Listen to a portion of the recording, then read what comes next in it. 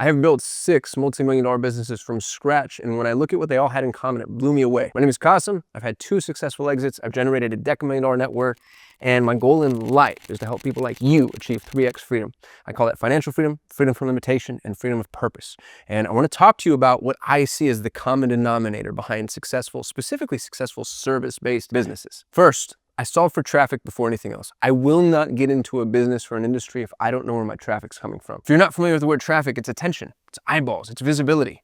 This is what advertisers and marketers do, right? They drive traffic. All of business really is centered around 2 endeavors. It's traffic and conversion. And once you've figured out traffic and conversion, you now have a business that functions. Here's what's really interesting about traffic. Business is iterative. So your business is going to improve with every single swing you take at bat, right? Imagine for a moment, though, you're in a batting cage, if we want to stick with our baseball analogy, and every time you want to swing, you first have to run out and find somebody who's willing to pitch you 1 ball. And then you convince them into pitching, they come, they pitch, you swing, and hit or miss, you have to then go find another person. You're never going to get good at batting, right? Because you're constantly going out there and trying to figure out who's going to pitch the ball. Traffic, if you solve for traffic, it means that you found a way to put yourself in the batting cage and take swing after swing after swing after swing.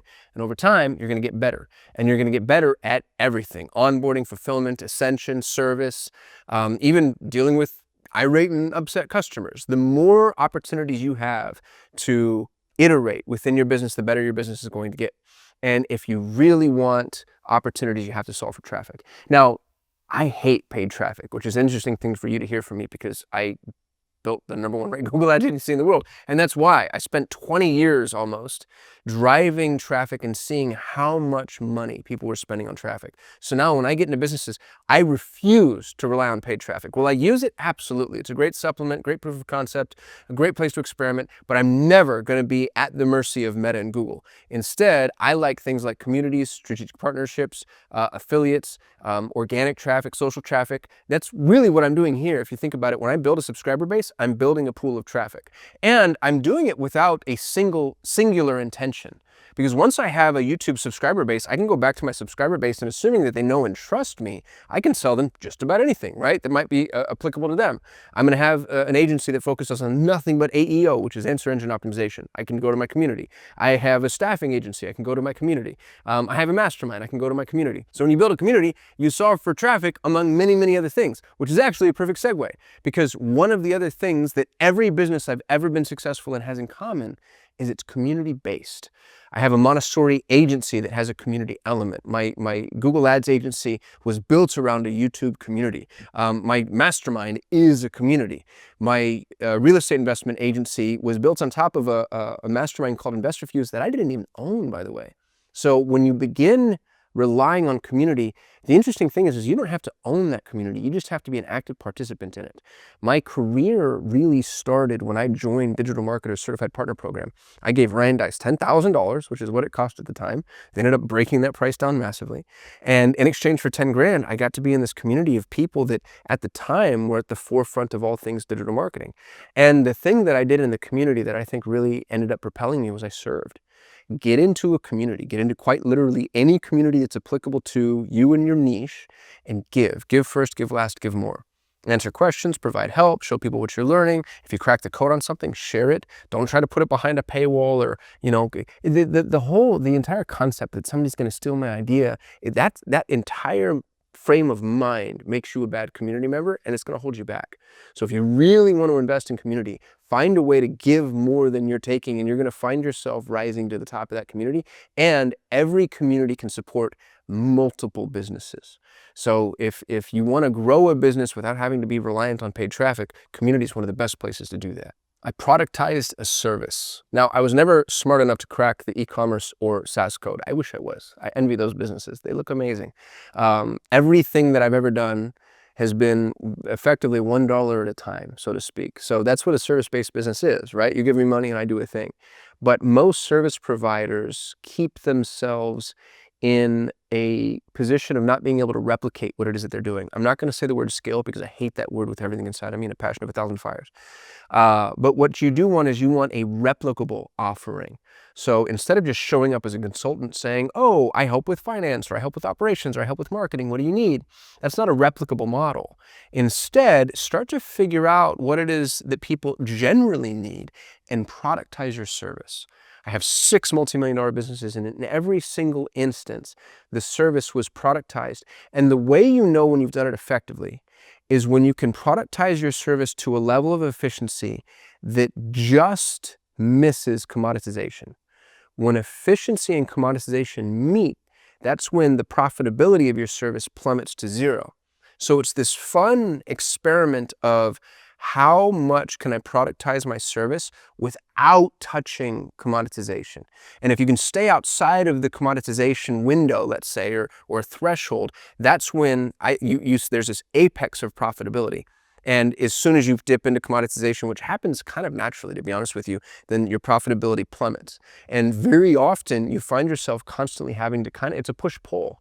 So you work towards productization and you work against commoditization. And that pressure, that's what keeps a service-based business profitable and functional. Because if you're a service-based business and everybody's custom, every customer's custom, every offering's custom, that's a really difficult business to grow. It's a difficult business to manage. You're constantly having to solve new problems. So if you can learn to productize your offering without commoditizing your offering, then you're going to find yourself in a position of really being able to have a service-based business that you treat like it's a SaaS or an e-commerce. One of the common denominators that actually really shocked me was the fact that I've had business partners in every single one of these businesses. And that's frustrating because I've had many attempts. I've had tons and tons and tons of business failures. I only talk about the successes because it helps with the YouTube algorithm. But I didn't realize until I took the 6 businesses that actually were successes and I wrote them down on paper. In every instance, I had a business partner. So anytime I've gone it alone, I've failed miserably. Now, that doesn't mean that every partnership has been successful either, but every success has had partnerships to some degree. Now, the partnerships had varied, right? So like at Solutions 8, I was 90, John Moran was 10. At Driven Mastermind, it's 33, 33, 33. Me, Perry, and Jason are all equal partners. Pareto Talent, me and Yvonne, equal partners. GeoFlip, I was 40, my partner Greg was 50, and John was 10. So the point I'm trying to make is there's no single solution for anybody and everybody. What I will say is, generally speaking, when I look at these 6 businesses and I look at the partnerships involved, there's usually one person who's responsible for traffic and one person who's responsible for fulfillment. And that's what I have seen as a pattern with most of the businesses that I've encountered too, is basically somebody makes promises and somebody keeps promises, right? Somebody brings people to the table and somebody takes them from the table and kind of executes on whatever it is that we've discussed inside of the conference room. So if you have 2 fulfillment people, they're never going to grow. If you have 2 traffic people, all they're going to do is sell shit and then not be able to really fulfill on it. You want somebody who's responsible for traffic and somebody who's responsible for fulfillment. And what's really interesting about that is those people aren't friends, naturally speaking. Like if you're starting businesses with your buddies at a pub, those are always going to crash and burn because you're all the same person, right? So it's just 3 people who are all good at the same thing. What you want is very little redundancy, very little overlap.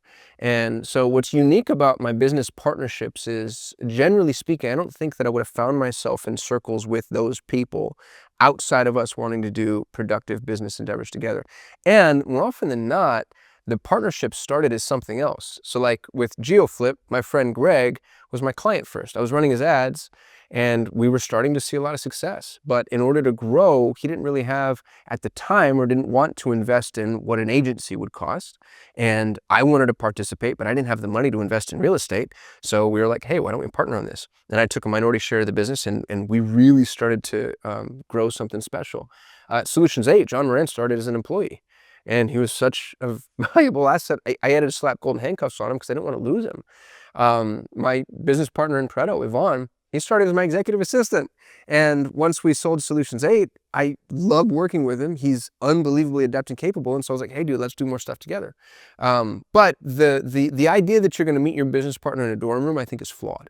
or the proverbial dorm room. No matter how old you've gotten, I think far too often people tend to look for partnerships and partner opportunities among their peers. And your peers, generally speaking, are going to be redundant to you in terms of skill set and capability. So instead, look for partnership opportunities in layers of the hierarchy within which you don't exist. So what that means is, don't look for people that are horizontal to you on the ladder. Look for people that are above you or below you. And generally speaking, if they're above you, that means that their traffic and your fulfillment. And if they're below you, that means that your traffic and the people beneath you are fulfillment. And I only mean beneath in terms of progress, right? I'm not making a value judgment there. Gino Wickman has this thesis with his traction business model where there's the visionary and then there's the integrator. And I think the thing that's flawed about that is it actually doesn't solve for the two core business functions, which are traffic and conversion. If you have a visionary and you have an integrator, that maybe you have, an engine that runs, which is fantastic, but you really don't have a vehicle for that engine. So I like thinking about things in terms of traffic and fulfillment, because that's actually what gets movement and no offense to Gino, but that's where the traction comes from. So Gino's thesis doesn't solve for traffic, which I think is the biggest business problem. And in your partnerships, you need to make sure somebody has solved for traffic. Or if the partners haven't solved for traffic, there is a mechanism, right? Like, you already know somebody has a list, somebody has a community, somebody has a mastermind, somebody has a channel, somebody has a following. And usually you want that within the folds of your partnership, because whoever owns the traffic owns that business. And that becomes something they can take from you with relative ease. All you're going to do is you're going to go prove concept to them and say, hey, look at all this money we're minting. And we're doing so by fishing in your pond. And, depending on what the community looks like, those community members are going to, they're going to have quite a bit of visibility into your business. So you want to make sure that you lock down, in whatever way is appropriate, right? Appropriate or applicable. Slap golden handcuffs on your traffic person. When we had GeoFlip, most of our leads came from this mastermind called InvestorFuse. And InvestorFuse was amazing. All the highest end real estate investors were in InvestorFuse. They've since sold. They made an exit. But what was really interesting about it is InvestorFuse brought us into the fold. They wanted us there because we made their software work. They had this software that helped real estate investors convert leads, but these investors didn't know where to get leads from. And so we had a really symbiotic relationship, and InvestorFuse really needed us. And towards the end, before I made the exit, it got scary, because at a certain point, I think the InvestorFuse people were looking at us like, gosh, we should just be doing that. We should just be offering the service, and we should bring that in-house. So we were really at their mercy. And they ended up making an exit before that ever came to a head. I don't know if they would have done it. We were friends with them, and you just never know what's going to happen. When people have the traffic, they're in complete and total control. That's why I don't want to be at the risk of Meta and Google. I don't want to have to pay for traffic. I want to be able to, in as much as I can, own the traffic, or at least partner with the person that owns it to a degree that, our incentives are aligned long term. People made the biggest difference in every business that I've ever owned that's been successful. Businesses have four things to sell. They can sell products, programs, processes, people. Products, commodities. Programs, commodities. Processes, commoditizable.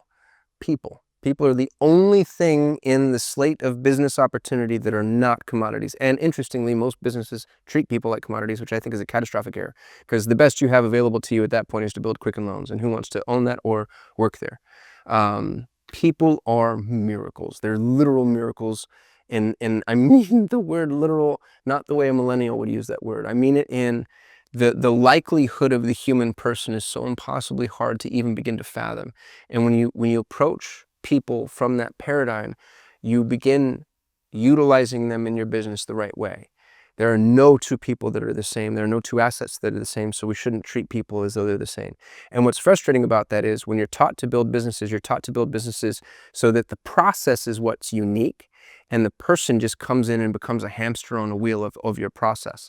And those businesses are easy to usurp. When you make the person what's unique, it's harder to scale that business, which is one of the reasons that I really despise the word scale. But you enable and equip yourself to benefit from I think, what ends up being one of the most important principles in both business and life, which is the Pareto distribution. The Pareto distribution says that 20% of your input is responsible for 80% of your output, and you can index towards that 20%. So when you really begin finding what I call Pareto talent, you find people that are capable of producing massively more output than most humans. And if you want to get mildly philosophical with me, I think everybody has the opportunity to be Pareto talent in their own realm of genius. So your job is to figure out the intersection. Where is somebody's realm of genius, and where does it intersect with what your business potentially needs? And the problem with that paradigm is it's not scalable at all. Because you might say like, oh, I'm going to go open a graphic design shop and I'm going to get 10 graphic designers and they're just going to, churn and burn designs. Well, great. If you have 10 graphic designers and you're trying to productize their offering, what you will find is each is one's good at infographics, one's good at socials, one's good at web, one's good at visualizing data, et cetera, et cetera, et cetera, et cetera. And so if you want to make every single one of those the same, you flatten their value and you completely inhibit your ability to profit from their Pareto distribution. And this is where earlier I was talking about where productization meets commoditization. And building businesses that allow you to productize services but don't commoditize services. One of the best ways to do that is to focus on where people are miracles, because that's not and cannot be commoditized. And so if you do find, let's say that you have, in the graphic design example, you have somebody who's exceptional at data visualization. That's the type of offering that you can absolutely productize. But because you're building that on top of the pillar of somebody who is Pareto talent, it's not commoditizable because there's this person's unique realm of genius. And so you can begin to productize this offering, sell it like a product, fulfill it like a product, bill for it like it's a product, and it requires something that is incapable of being commoditized. And if you did that for every single one of your 10 graphic designers, you start to find yourself, this is where prowess comes from. This is why businesses that are exceptional rely on people.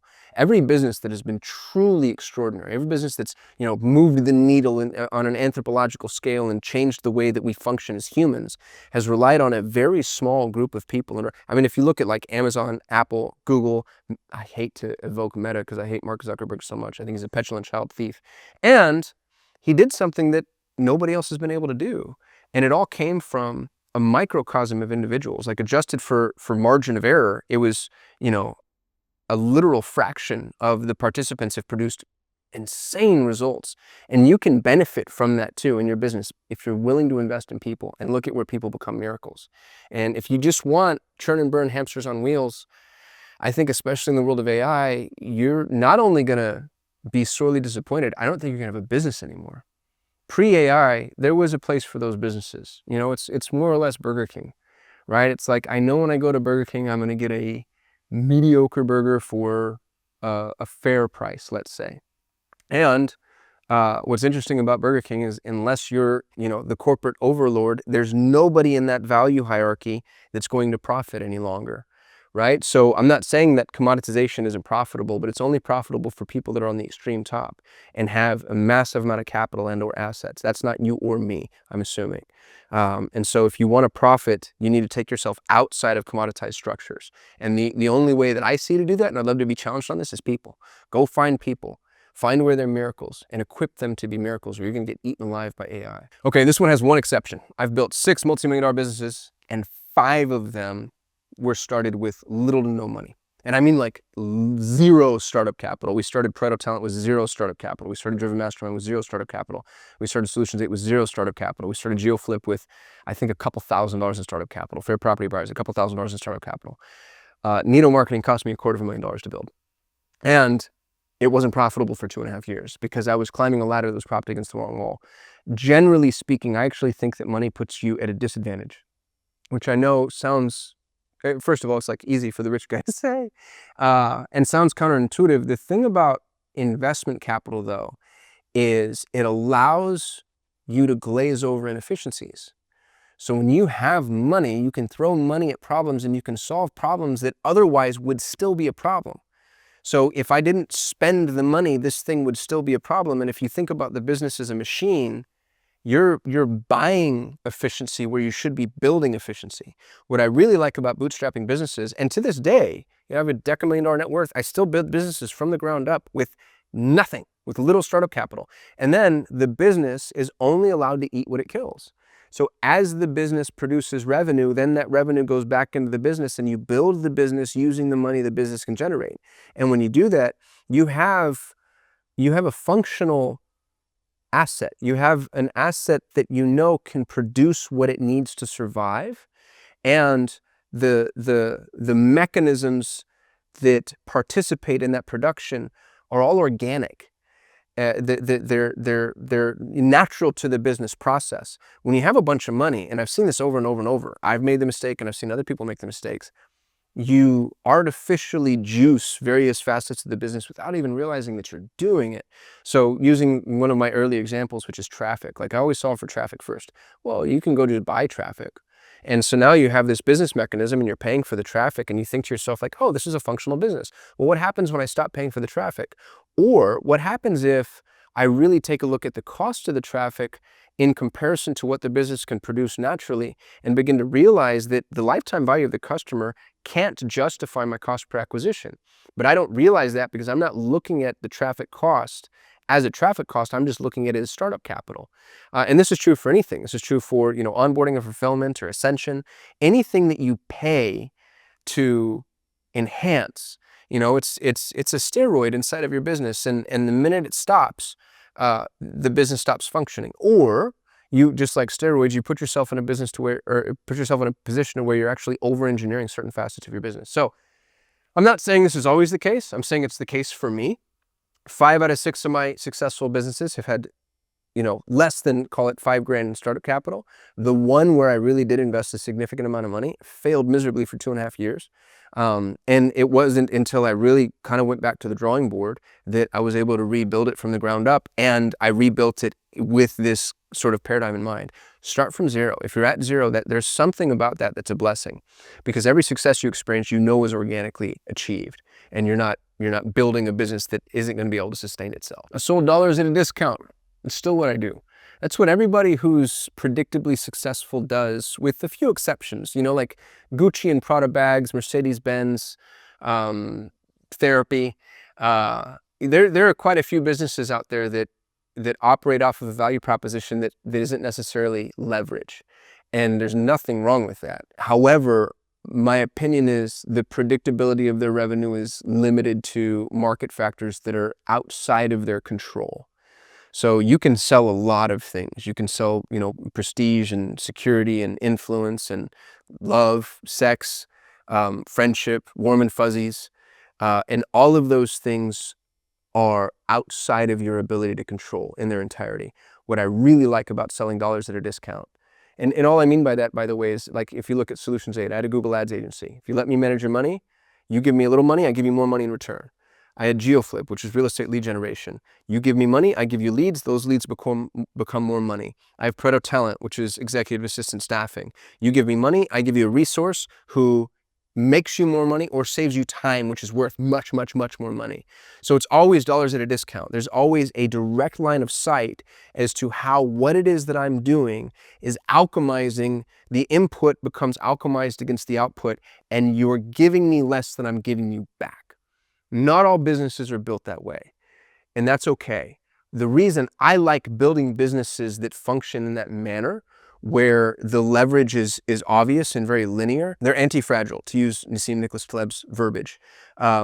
When markets shift, economies drop, things change, traffic changes, big competitor enters the space, insert your tragic event here.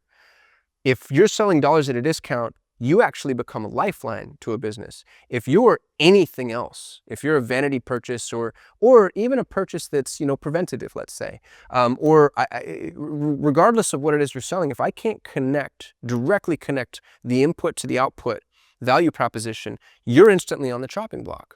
Where if I can connect the input to the output, I'm actually going to invest more money into you. So I really like the dollars at a discount business. The one business I have where you could argue whether or not it's dollars at a discount is my mastermind. So I own, with 2 partners, I own Driven Mastermind, which I think is the best growth mastermind on the planet for businesses. People come to our mastermind, we teach them what to do in order to grow, and then they execute on that. And there's probably a broader distance between the obvious input output with the mastermind than there is in any other business. You know, with Google Ads, I'm literally spending your money and you're seeing the leads fly in. With Driven, you have to come to the events. We explain to you what's going on in the market as we see it. You have to take that content, contextualize it for your business, go back to whoever it is that you work with, and then get them to execute on that and get them to execute on a way that's appropriate.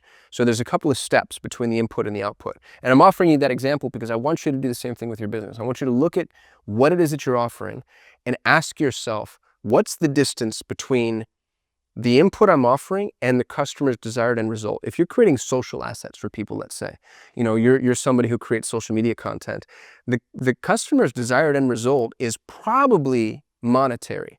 Maybe it's following, right? So that I want YouTube subscribers. I want to be YouTube famous. And so if you're producing YouTube videos for me, let's say I'm hiring you as a vendor, the input to output has a couple of layers in between you providing your service and me getting my desired end result. And the more layers between those two steps, the more at risk you are when there's a change in the market. And we're dealing with really significant changes in the market right now, so this should probably be top of mind for you. So if you're looking for a business to get into, sell dollars at a discount. And there's 1,000,001,000,001 ways to do that. If you're in business and you want to solidify your position and make yourself anti-fragile, start to think about how you close that gap, the input to output gap, so people can see, oh, when I pull this lever, I put in a little money and a little more money comes out. The 6 businesses, by the way, in case you're curious, I had, in chronological order, Solutions 8 was the first business that I owned that really took off. I had a 50-50 business partner. I ended up buying her out. I owned 100% of the business. And then I brought on an employee who became a partner, and we were 90-10. I made an exit from Solutions 8 in October of 2022. The second business was Fair Property Buyers, which was real estate, fix and flips, creative structure deals, buy and holds. That was my friend Greg Bilbrow's business that he brought me on as a partner. He was 70, I was 30. The third business was birthed from that. It was called GeoFlip, and we sold leads, motivated seller leads to real estate investors. I owned 40% of that business. Greg owned 50% of that business, and John Moran owned 10% of that business. And that was an interesting one because Greg and I agreed to 50-50, and I realized I really needed John in order to make my side of the fence work. And so I brought him on and gave him 10%. I have, after that, Nito Marketing. That one changed hands quite a few times, actually. We had a partner who was responsible for traffic who had 10% of the gross profit, which, not an equity owner, but that's something like a 20 or 30% equity owner if you think about how much the gross profit is worth in an agency. We ended up buying him out. John and I were 50-50 for a while. Now I own Nito Marketing with my ex-wife, 50-50. I bought John out, and she and I run that business together. I have Pareto Talent with Yvonne Boonin. He and I are 50-50. I have Driven Mastermind, which is split 3 ways between me, Perry, and Jason. And then I have a handful of other entities that are growing. Architects, which I own with Yvonne, Nuno, Perry Belcher, and one other person who prefers to remain silent. That will probably be a 7-figure entity by the end of this year. I'm about to launch an AEO agency that I own with some partners that will probably be a 7-figure entity by the end of this year. And an honorable mention to KPO Global, which was my first business. It technically hit $1 million in revenue. The reason I don't count it when I share what it is that I've built with people is it never actually had a product. It was just a lab. It was an LLC that I used to bill people for things that I was doing. But I was never really able to churn a product that I felt was appropriately productized, let's say. So I don't like counting that because it doesn't feel integrous. I share all that with you because I don't want it to feel like I'm referring to things that are ethereal or ephemeral or, you know, disembodied. Those are the businesses. You can go online and you can Google them. You can see Solutions 8 still exists. Fair Property Buyers still exists. GeoFlip still exists, I think. I sold that in 2019. Driven exists. Pareto exists. And you can see what I did well and what I did poorly. You know, some of these businesses have horrible social existence or no SEO or like, it's interesting when you look at some of the folks that are successful, just how bad they are at things. And I was bad at so many things, but I was able to solve traffic and I was able to solve fulfillment. And the traffic fulfillment problem, that's the problem that you need to solve. So here I have 6 multi-million-dollar businesses, 2 exits, and those are the common denominators I was able to identify when I look at all 6 of them. They're all very, very different businesses. You know, we went from literal brick and mortar real estate, a couple in the agency space, Mastermind, which is a community, staffing, and I'm expanding out from there. I'm about to buy a septic business. So I will continue to teach you everything I'm learning. I think the thing I want to send you home with is I have failed way more than I've succeeded. I have 6 wins. I bet you if I went and I counted, I swear to God, no hyperbole, no exaggeration, I have 100 losses. Maybe more. If I wanted to get granular and count some of the things that, never even started to get off the ground, which means my hit rate is 6%. But the fun thing about entrepreneurship is you can manage your downside risk and you can put yourself in positions where your upside risk is close to limitless. And so even if you miss 95% of the time, you just need that 1 out of 20 hit and suddenly you've made it.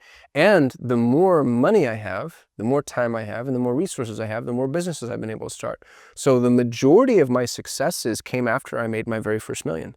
I made my first million when I had Fair Property Buyers and GeoFlip with Greg Bilbrough. And it was great because I had my income from my agency covered my personal expenses. And then the money we were making from real estate, I was able to just sock away. And instead of buying a fancy car, the house on the hill, I used that money to start other things. The first endeavor I used it for was Needle Marketing. The $250,000 I spent building Needle Marketing came from my real estate earnings. And I failed and I failed and I failed and I failed. And then 2.5 years later, now it's mailbox money. So the ask is put in your time, stack cash, make some money. And there's this really fun hockey stick that happens where as soon as you have a little capital and some experience and maybe some name recognition in your industry, it's crazy how quick stuff happens and how many people come to you with opportunities. 10 years ago, I couldn't get anybody on the phone. And now I have to say no to things that I know are going to be a massive win just because I don't have the time. I don't have the time to pursue them. So I'm deployed to a pretty healthy degree now, which means I put a lot of money in a lot of different things. And even though I know it's going to manifest, you put yourself in a position, I never want to be cash poor. So if I want to maintain some level of liquidity, I just have to say no. I have to say no. I'm excited for you if that doesn't feel disingenuous to say, given that you and I are sitting across from each other now. But I just think back to myself 10 years ago, 15 years ago, 20 years ago, and man, it was fun. It was more fun than I realized or remembered because I was so anxious, I was so desperate, and I was so hungry. And, now that I'm fat and happy, it would be cool to be able to go back and be hungry again. I think every successful entrepreneur kind of dreams of that, the pseudo scenario where it's like, go drop you off naked in the woods and see if you could survive. Whatever the entrepreneurial version of that is. If you could play, like really strip me down to nothing and had to start me all the way over, could I do it again? And I know I could. And it's still fun where the stakes are really high. So I hope that wasn't too preachy. I appreciate y'all watching. The thing you can do if you wanted to assist me in this endeavor is share. Liking, commenting, subscribing, that's you and me. That's reciprocity and that's a relationship, and hopefully I've earned that. If there's the inclination to help me on this being YouTube famous endeavor, my ask of you is to share content, to share it with context. Let people know, like, hey, this is why you have to watch this video. This was my takeaway. This is what I agreed with. This is what I disagreed with. Help me get the conversation going. I want to be at 1 million subscribers, and I don't know how long that's going to take me. But I think it'll happen a lot faster if people like you share and you let people know why you're sharing. Otherwise, I'll see you in the next video. Peace.